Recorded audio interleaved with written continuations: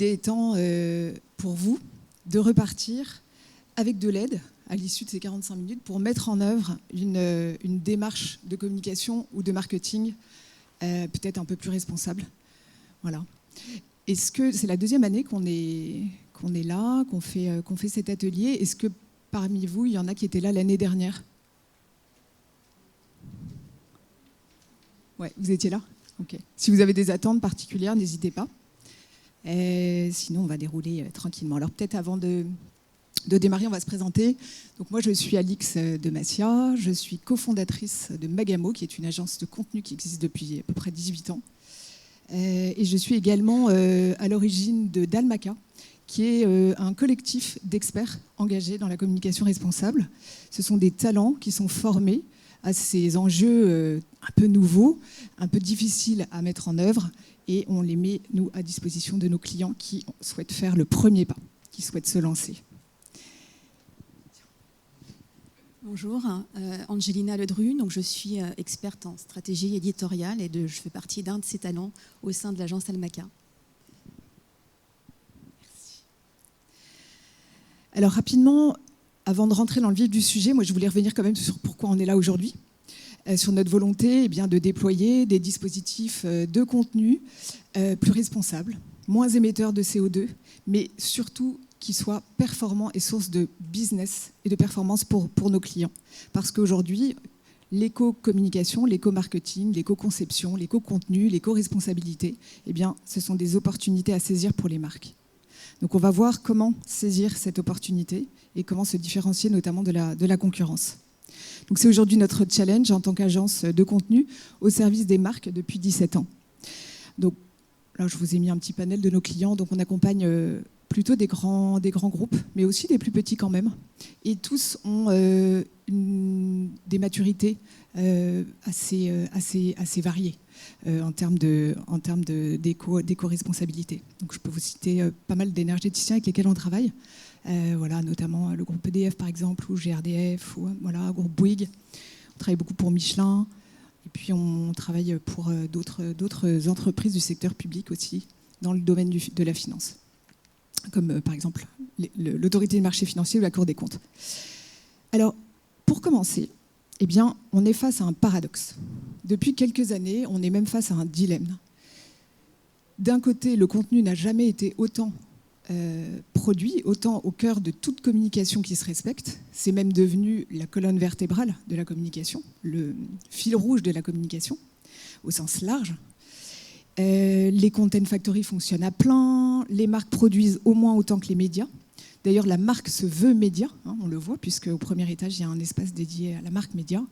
Et cet engouement, il a créé une sorte de paradoxe.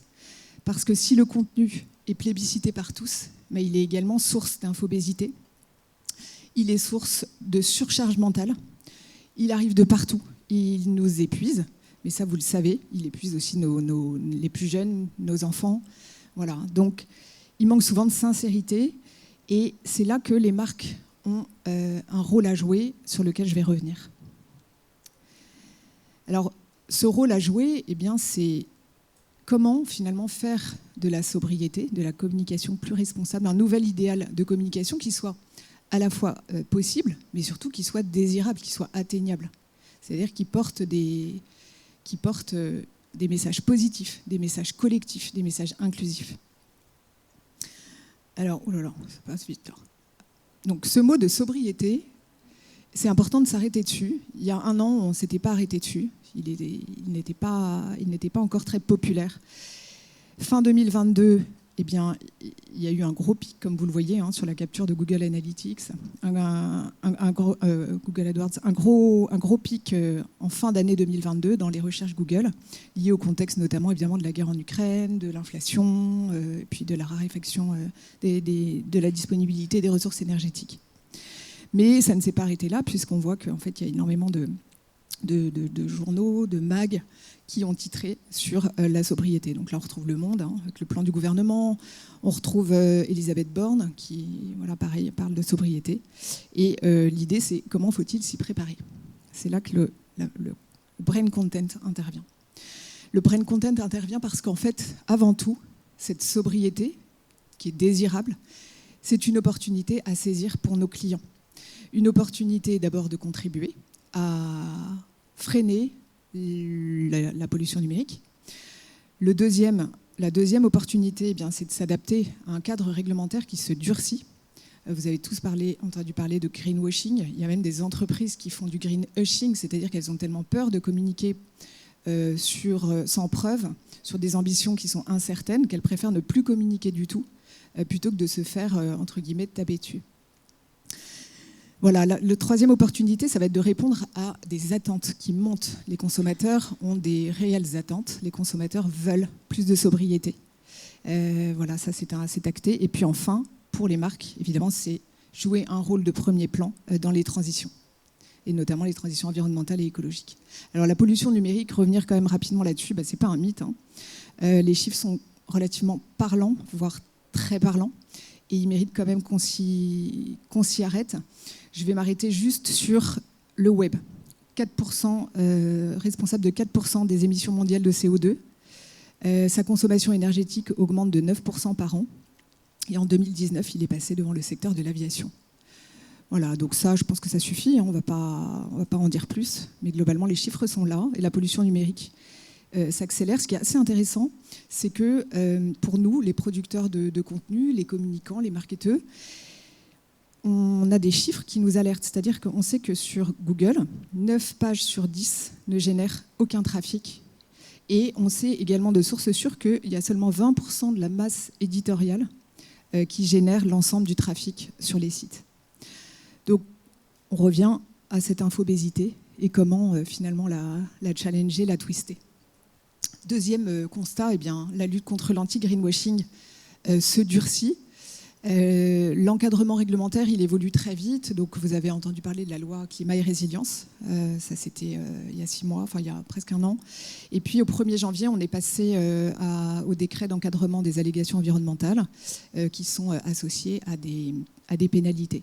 Donc, finalement, l'idée de ce décret, c'est de sanctionner les discours trompeurs qui suggèrent que la neutralité carbone est atteignable sans changement profond de notre société et du coup de la communication associée à ça.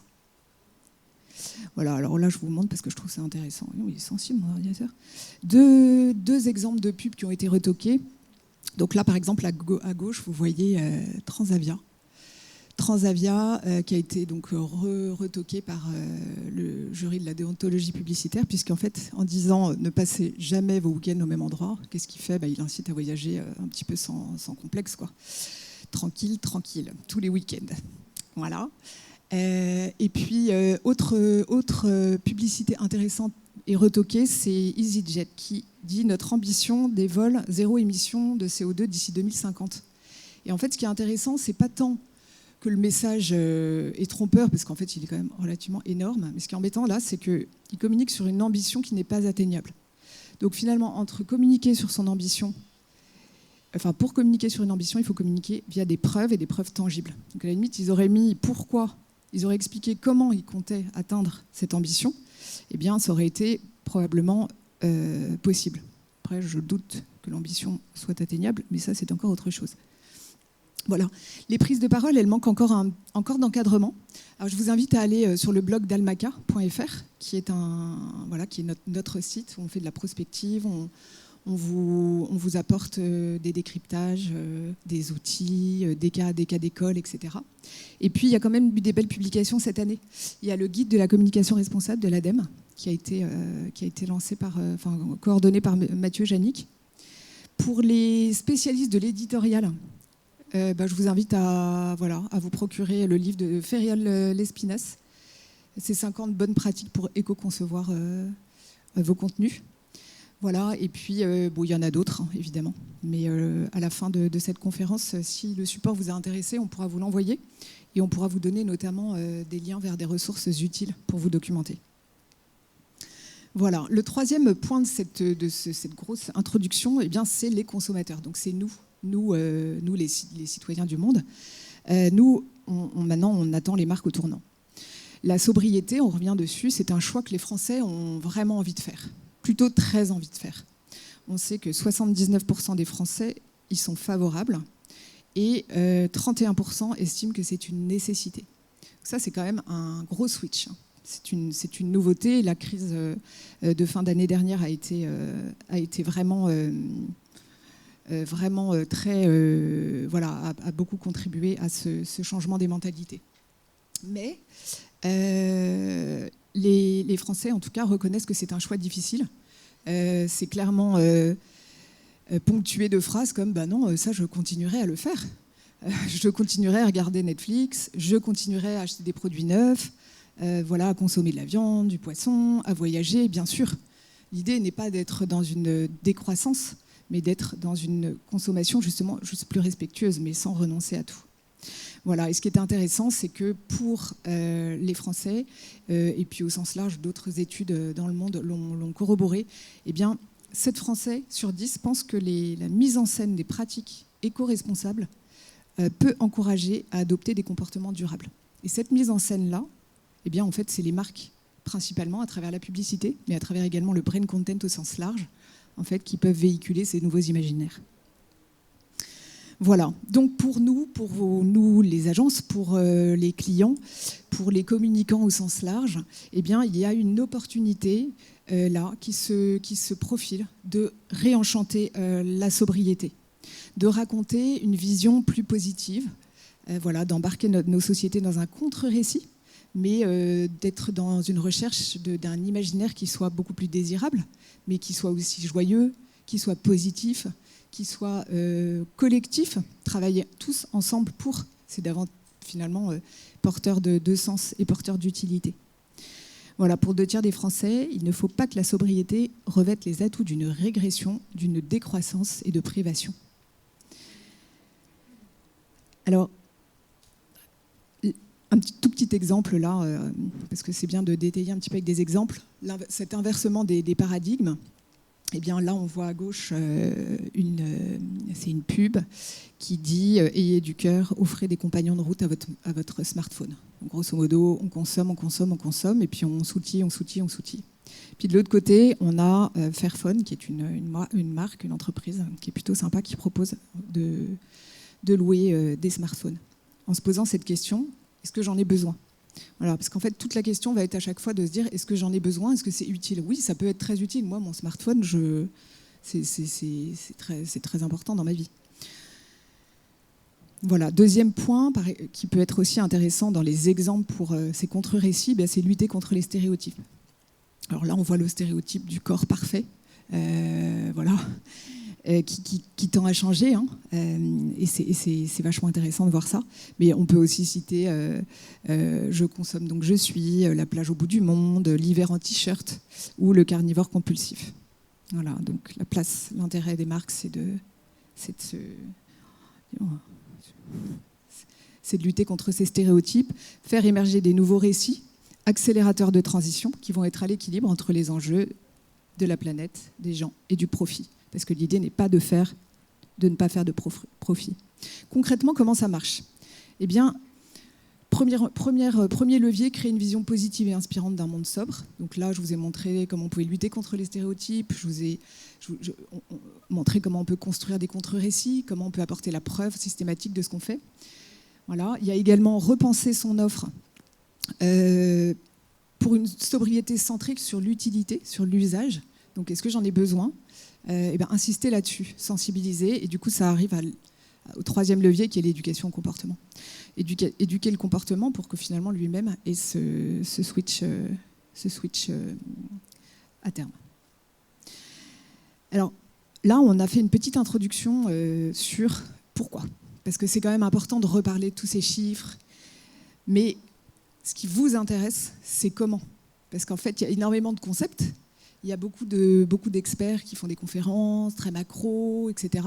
Mais concrètement, comment ça marche ? Du coup, je vais passer la parole à Angelina, qui va vous expliquer tout ça.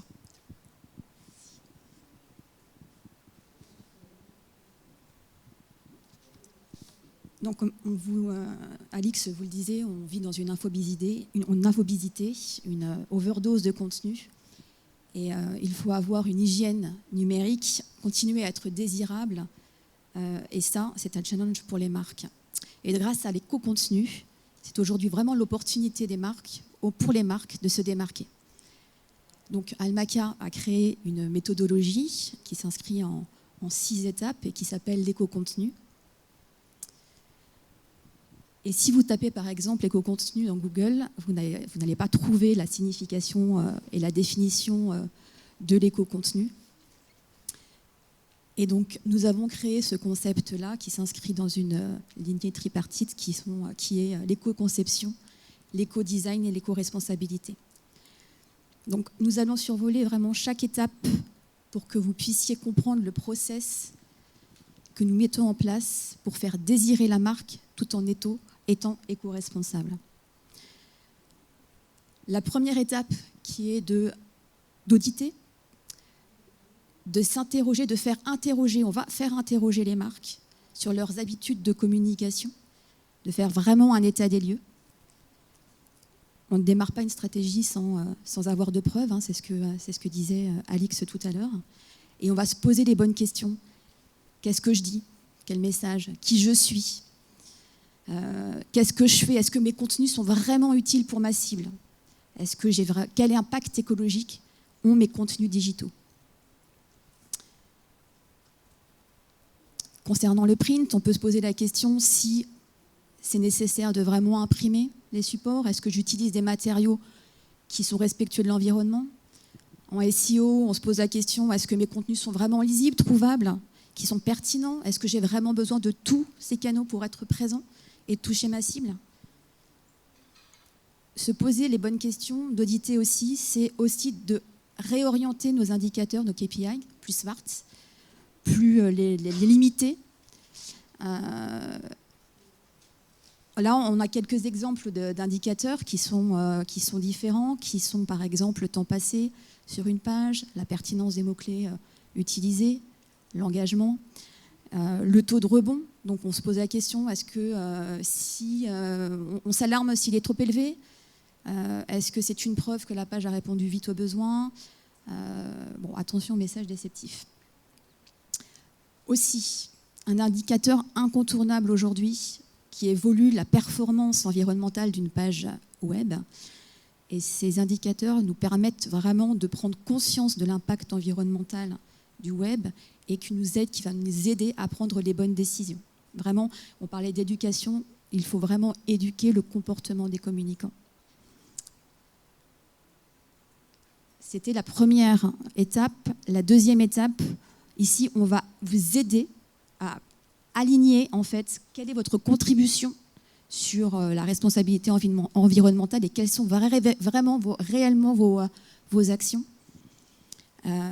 et d'aligner, en fait, votre raison d'être par rapport à vos actions. Prouver être vraiment cohérent. Donc, ça se base sur un message fort et audible en mettant en avant la singularité de vos marques, de votre marque, de communiquer, non pas, et on l'a dit tout à l'heure, sur des preuves plus que de l'ambition. Ancrer vraiment votre marque dans une empreinte durable et éduquer vraiment, changer les comportements, forger les opinions et créer vraiment un futur responsable tout en étant désirable. Et vraiment promouvoir les moyens plutôt que la finalité.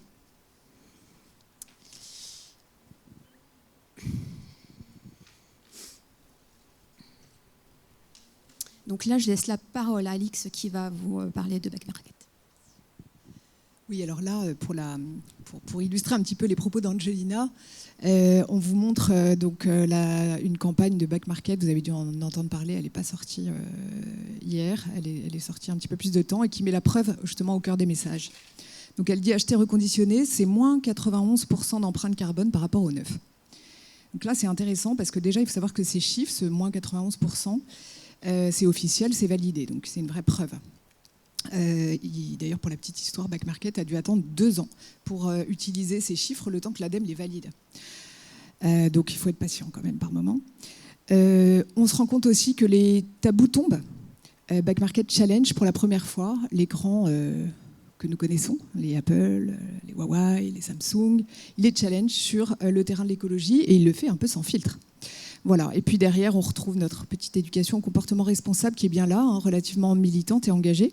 C'est l'iPhone que vous aimez sans l'empreinte carbone que vous détestez. On est sur de l'argumentation plutôt que de l'injonction. Voilà. Puis ce qui était assez amusant, c'est qu'en fait, cette pub, elle a été doublée d'une opération de hack market dans 3 Apple Store. Voilà, dans Paris, Londres et Berlin, voilà, où ils sensibilisaient les consommateurs au reconditionné en interrompant leur recherche. Je continue sur la méthode Almaca, qui est la 3e étape, c'est-à-dire que nous allons vous aider à faire les bons choix. C'est quoi les bons choix? C'est-à-dire c'est de communiquer intelligent, prioriser, vraiment se poser vraiment les bonnes questions pour une stratégie éco-responsable qui sera pérenne, qui sera solide. Donc c'est de choisir vraiment les bons leviers pour les activer et choisir les moyens, les bons moyens face aux bons objectifs. Alors comment? Eh bien, en ultra ciblant, c'est-à-dire de choisir les bons personas et comment on va communiquer vers eux, d'utiliser et de créer des bons messages vers cette cible-là. De prioriser de manière pertinente et d'accepter de ne pas être présent sur toutes les requêtes. Donc de faire ce choix-là et de choisir et acter un parcours plus simple, plus court, une expérience utilisateur beaucoup plus simple, privilégier vraiment le quali que le quanti et de faire en sorte que le contenu soit accessible de tous, soit lisible, soit trouvable par tous. Voilà, vraiment, il faut investir de façon vraiment mesurée et pas dire tout le temps, respecter vraiment l'espace mental des utilisateurs, de les respecter et afin vraiment qu'ils accueillent beaucoup mieux notre message, vos messages. Donc je laisse. On fait des pas de côté. Alors à nouveau un petit cas pratique, c'est intéressant. Donc ça c'est du blog en marque blanche, hein. C'est EDF qui a lancé ça. C'est un blog qu'on connaît bien puisqu'on a été à la genèse et puis on a une équipe de rédacteurs. On a 3 personnes en régie chez eux qui travaillent là-dessus. Et ce qui est intéressant, c'est quand on a lancé ce blog, l'idée était évidemment d'accroître la transformation et d'être un tremplin entre les moteurs de recherche et donc de faire du SEO et puis de renvoyer vers les offres et les services de la marque. Tout cela en faisant du brand content, c'est-à-dire des contenus journalistiques de qualité, des contenus de divertissement, des contenus qui sont sexy à regarder, qui sont agréables, qui donnent des idées, qui rentrent dans la vie de tous les jours. Ce blog, on l'a conçu avec 4 piliers thématiques, pas plus. Donc il a fallu faire des choix. On a énormément priorisé. Ensuite, on a fait une stratégie SEO qui ne correspondait qu'à ces piliers-là, en se disant quel est le champ sémantique restreint que je vais pouvoir choisir. Et ce champ sémantique restreint, on est resté dessus, on ne l'a pas élargi. Par contre, on l'a investigué à 2000%. Et aujourd'hui, on atteint des PA, des positions 0, etc. Voilà, donc on a travaillé en cocon sémantique avec des contenus, comme je vous le disais, utiles et sourcés. L'UX a été assez travaillé.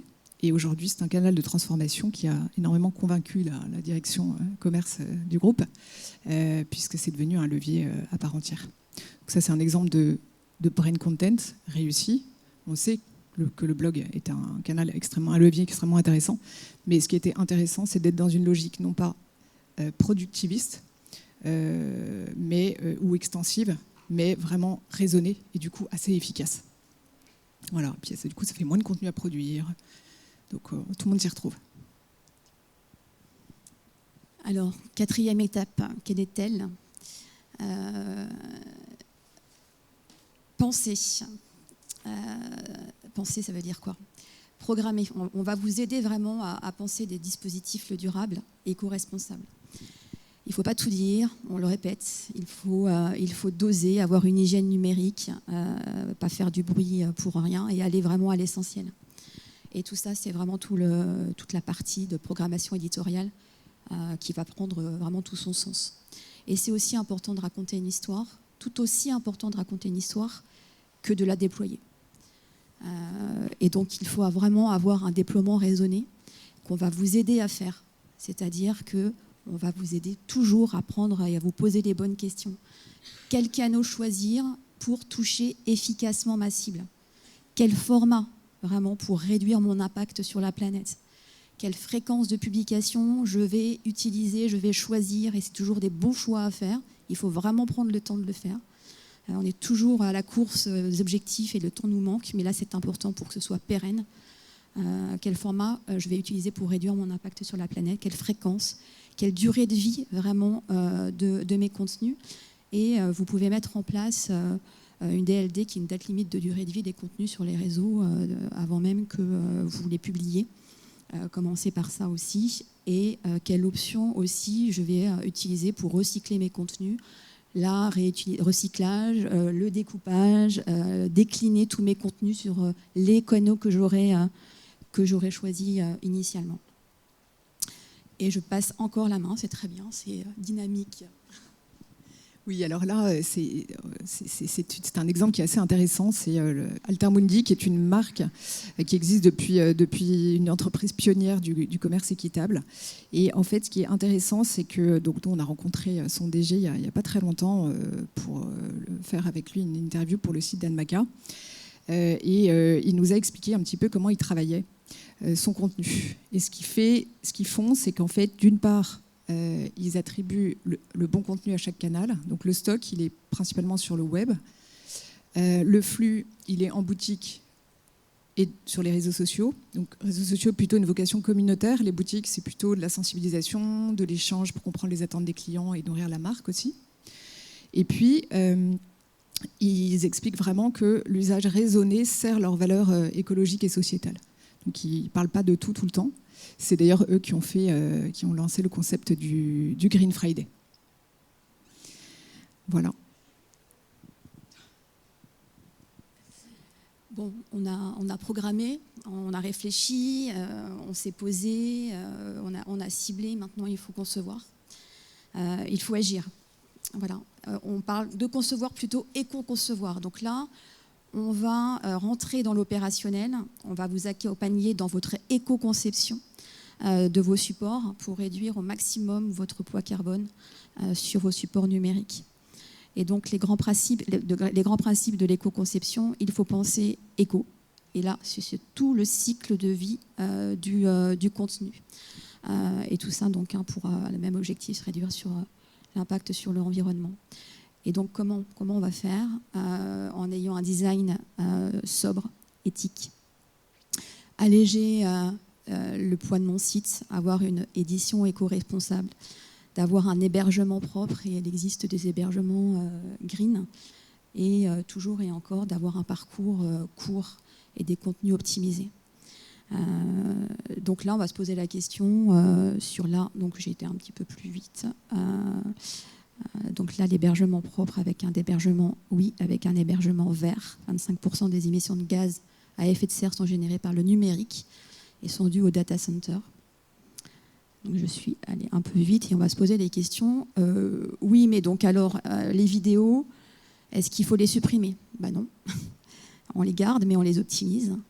On va se poser la question, les couleurs, est-ce qu'il faut les mettre au vert? Ben non, pas nécessairement non plus. Mais on note que 25% d'énergie consommée en moins avec des pixels verts et rouges. La police d'écriture, toujours la simplicité. Gardons la simplicité. Police préinstallée et pas plus de 2. Nous, chez Almaca, on l'utilise, le Calibri et le Géorgien. Pour information, vous irez voir un peu plus tard. Les fonctionnalités toujours aussi basiques et en ligne avec les conceptions. 45% des fonctionnalités d'un site ne sont jamais utilisées.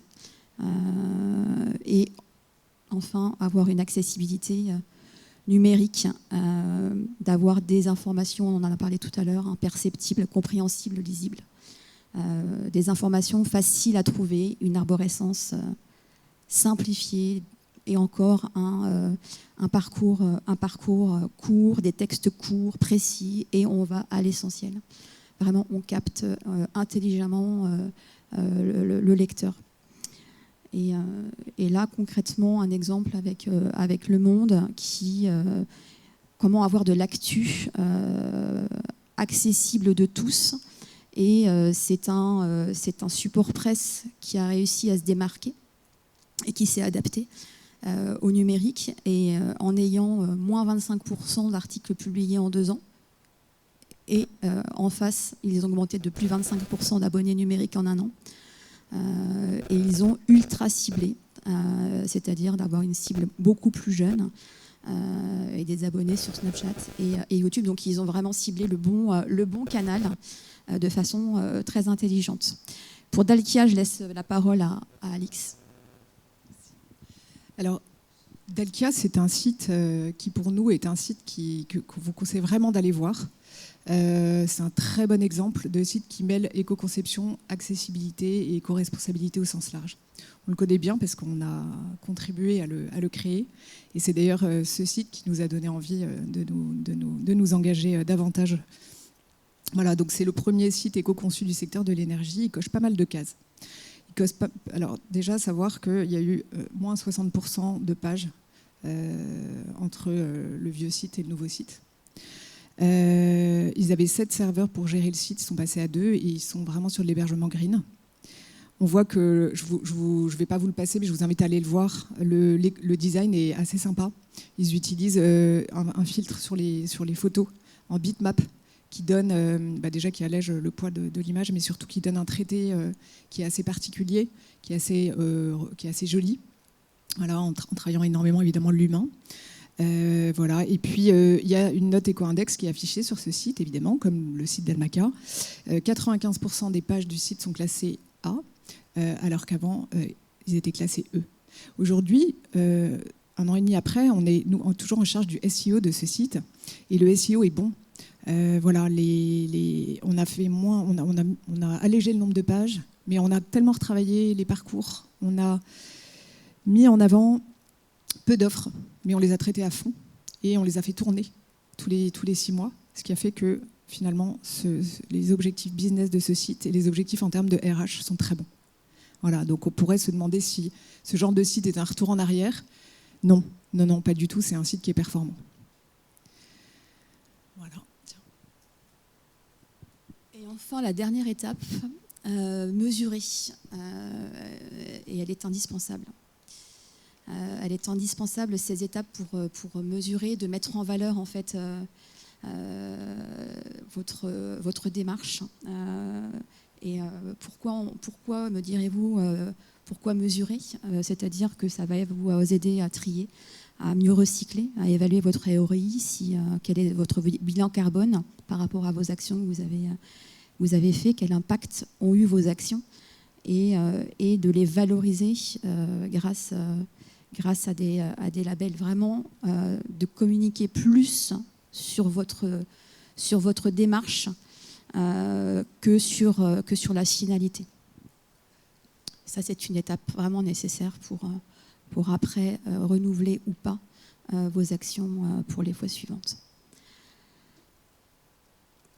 Alors, pour conclure, là, on vous a parlé d'éco-responsabilité et de comment vous l'intégriez dans votre stratégie éditoriale de contenu. Et vous vous posez la question, oui, j'aimerais bien le faire. Est-ce que j'ai les ressources? Est-ce que j'ai l'expertise? Comment je peux le faire? Eh bien, on a la solution pour vous. On peut vous accompagner. Et Almaca met à disposition des experts, des talents vraiment qui sont formés sur l'éco-responsabilité, sur l'éco-contenu, et qui vont vous apporter cette expertise vraiment pointue, et d'avoir cette synergie, cette dualité entre cette expertise qu'on vous met à disposition et puis l'agence Almaca qui est là pour l'accompagner pour la partie garantie stratégique. Et c'est une réelle force. Et là, je vais passer la parole pour de bon jusqu'au bout à Alix, qui va vous parler d'Almaca. Oui, donc très rapidement, parce qu'après, on va passer aux questions. Donc la réponse d'Almaca, c'est une sorte de mode d'emploi pour déployer une communication et un marketing plus responsable. Donc, c'est pas facile. On le sait parce que on le fait avec pas mal de marques. En ce moment, on travaille par exemple avec une banque qui veut faire de sa Communication RSE, la colonne vertébrale de sa communication au sens large, un peu finalement comme tout le monde. Mais elle se heurte à pas mal de choses. Elle se heurte aux mentalités, elle se heurte à un business model, peut-être un peu trop linéaire par rapport à ce qu'elle aurait envie de dire. Voilà, donc nous, ce qu'on fait, c'est qu'on intervient à la fois sur de la formation, des masterclass, pour leur expliquer un petit peu quels sont les enjeux, et puis surtout leur expliquer que c'est juste des petits pas. L'idée, c'est pas de tout révolutionner. L'idée, peut-être pour certains, ça va juste être de mettre une couche de peinture éco-responsable, voilà, qui va permettre de switcher peut-être le discours. On va commencer par ça, et puis ensuite on verra.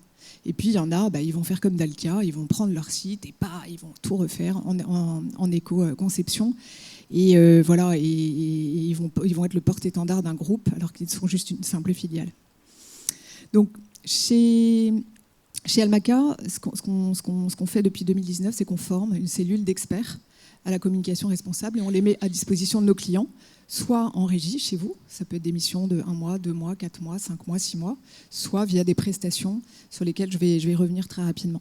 Voilà, c'est également un espace d'information, il y a de la prospective, donc si vous êtes intéressé par ces enjeux-là, qui sont un peu nouveaux, c'est difficile, il y a évidemment le site de l'ADEME qui est très bien fait, et puis nous, on vous parle de réglementation, on vous parle d'études de cas, on vous parle d'outils, on fait des interviews d'experts inspirants, on essaye d'être un peu...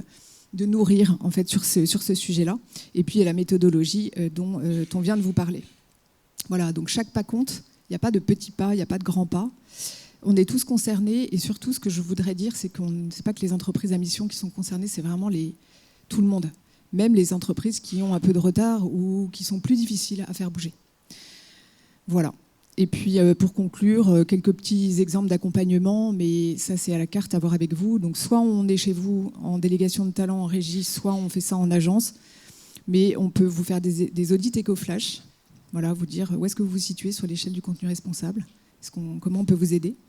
On fait évidemment des stratégies qu'on appelle green, même si ce mot est un peu galvaudé. C'est mettre les bons moyens face aux bons objectifs et pas plus. Voilà, après, il y a évidemment tout ce qui est production d'éco-contenu. Donc c'est du brain content au sens large, ça peut être des sites, des applis, des newsletters, des blogs, des réseaux sociaux, digital print et social. Et puis enfin la mesure et le recyclage qui va jusqu'à la valorisation de vos actions. Donc on vous incite dès le démarrage à vous faire labelliser, à vous faire certifier, on vous aide à le faire. Voilà, un petit peu. Donc n'hésitez pas à nous contacter. Est-ce que vous avez des questions ? Je vous donne le micro. Merci, moi j'avais une question. On est sur le salon et on voit qu'il y a beaucoup de conférences sur l'intelligence artificielle et qui nous promettent une profusion de contenus, des centaines, des milliers de contenus de manière automatisée. Est-ce que pour vous c'est forcément antinomique avec la sobriété ? Et enfin, deuxième question, les algorithmes des réseaux sociaux nous imposent aussi un rythme pour qu'on soit efficace, nous imposent d'avoir toujours de la vidéo qui sont donc souvent des contenus qui sont gourmands en énergie. Du coup, voilà, quel est votre sentiment sur le sujet ? Très intéressant comme question. C'est des questions qu'on se pose. Alors, l'intelligence artificielle, notre ami ChatGPT, nous, on l'a intégré dans notre quotidien. Pourquoi ? Alors, pour le moment, on a intégré ChatGPT, mais on va intégrer à terme une intelligence artificielle qui a été développée en France et qui est en train d'être développée dans une logique de sobriété, c'est-à-dire avec un scan beaucoup moins large, des prompts beaucoup plus cadrés, pour justement générer des contenus qui soient utiles et pas des milliards de contenus où il va falloir affiner, chatter, et en fait c'est juste l'enfer, quoi. Donc oui, nous on l'a intégré. Pourquoi ? Parce que selon nous, on ne peut pas ne pas l'intégrer, c'est un gain de temps. Ça oblige à être dans une dynamique éco-responsable dans le sens où l'important c'est la stratégie, l'important c'est de mettre les bons moyens aux beaux endroits. Et le plus important, c'est de peu produire. C'est de produire beaucoup plus utile. Donc si l'intelligence artificielle est bien cadrée, avec des prompts qui vont être des prompts de 2 pages Word, avec à chaque fois le reset, qui es-tu ? Tu interviens en tant qu'expert éditorial, par exemple. Qu'est-ce que tu veux ? Le contexte, les personas. Voilà. Donc en fait, s'il est parfaitement cadré, c'est intéressant et c'est assez vertueux. Le seul souci, évidemment, c'est que ça fait évidemment progresser la pollution numérique, mais Là-dessus, moi, j'ai pas de réponse. Je ne suis, entre guillemets, personne. Donc ça, c'est la première réponse. Donc oui, on l'a intégré. Oui, il nous aide à être plus utile, plus sobre. Il nous aide à mettre les bons moyens aux bons endroits. Et ça, c'est assez intéressant. Parce que l'idée, c'est aussi de réduire les productions et de davantage soigner les stratégies. Est-ce que ça répond à la question ? Ouais. Ok. La deuxième question, c'était relative aux algorithmes. Alors oui, ça c'est très intéressant. Les algorithmes, ils sont très voraces. C'est-à-dire qu'ils veulent de volume, ils veulent de la quantité. Alors oui et non. C'est vrai qu'on est obligé de produire des volumes. Mais ces volumes, on peut encore une fois, c'est ce que je disais, être dans l'utilité et la qualité. Google, aujourd'hui, contrairement à il y a 2-3 ans, il est vraiment dans une logique de pertinence. C'est-à-dire que vous allez être blacklisté si ce que vous dites est en dehors de votre champ sémantique, par exemple. Si vous faites... Alors nous, on avait des commandes il y a encore quelques temps d'énergéticiens qui nous demandaient 200 contenus wiki sur le photovoltaïque pour inonder les moteurs. Ça, c'est des trucs qu'on ne fait plus parce qu'on pense que ça n'est plus pertinent. Au-delà du fait que ça épuise nos rédacteurs en agence et qu'ils deviennent fous à devoir trouver 200 sujets pour aller parler du photovoltaïque en mode définition wiki totalement inintéressante, c'est surtout que il faut être pertinent pour être aujourd'hui bien scanné par les moteurs. Sur les réseaux sociaux, dans les ressources qu'on a à la fin de la présentation, donc on a pas mal de liens, il y a des informations en effet, mais c'est pareil, c'est vraiment l'idée de l'utilité, de l'usage. En fait, par exemple, un truc de base, on peut beaucoup produire, on peut lancer une campagne et puis inonder les réseaux sociaux, il n'y a pas de souci. Simplement, il faut qu'elle s'adresse à une cible et pas à 5 cibles. Il faut qu'elle ait un objectif concret et ensuite que le parcours soit ultra soigné jusqu'à la finalité de cette campagne. Donc c'est plutôt cette idée d'usage, d'utilité, d'atteindre son objectif et mettre la gomme sur un objectif, mais c'est formidable, hein, il faut le faire. Il faut produire quali, il faut produire quanti sur un objectif qui a été stratégiquement bien cadré en amont. Je ne sais pas si ça répond. Ouais. Ok. Est-ce que vous avez d'autres questions ? Oui. Vous avez passé rapidement la slide sur le print, oui. qui est assez intéressant. Oui. Si vous pouvez peut-être nous la repasser et nous la refaire rapidement, voilà. Oui, tout à fait. Alors, sur le print... J'ajouterais juste que sur le print, ce qui est compliqué quand on travaille parfois chez les annonceurs, c'est qu'on nous demande de faire une campagne RSE. Et la première question, c'est bien évidemment, tu l'as introduit sur ce qui est recyclé, tout ça. Je ne sais pas, c'est un autre service qui s'en occupe. Ah oui. Alors que pour moi, c'est la priorité, c'est-à-dire qu'on ne peut pas faire du RSE si... Ah bah non. Je vais vous montrer un truc assez sympa. Bon, déjà, répondre, le print, on n'en a pas parlé parce qu'on ne peut pas parler de tout, mais le print, il a un réel intérêt. Tout est une question en fait, de choisir les bons canaux pour aller délivrer le bon message. Le print est donc, pour moi, incontournable. D'autant que souvent, de plus en plus, il va devenir un objet expérientiel, en tout cas au démarrage là maintenant, puisque on peut véhiculer des messages avec le print d'éco-responsabilité. Je vais vous montrer, je vous montre ça parce que je l'aime bien. Ça, c'est quelque chose qu'on a fait pour Bouygues. C'est un rapport corporate qui s'appelle Fundamentals.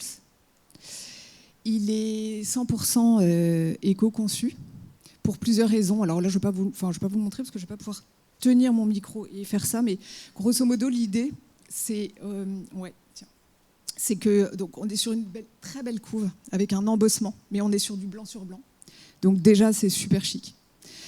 On leur avait recommandé de prendre un papier qui sentait l'herbe coupée, qui était vert et qui était hyper beau et qui était compostable.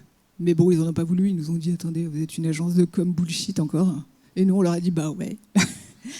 Mais c'était vachement beau et c'était imprimé en estampage avec de l'encre blanche. C'était magnifique. Et il y avait vraiment cette idée de véhiculer, via Bouygues, un rapport corporate qui sent l'herbe coupée. Je trouvais ça assez drôle.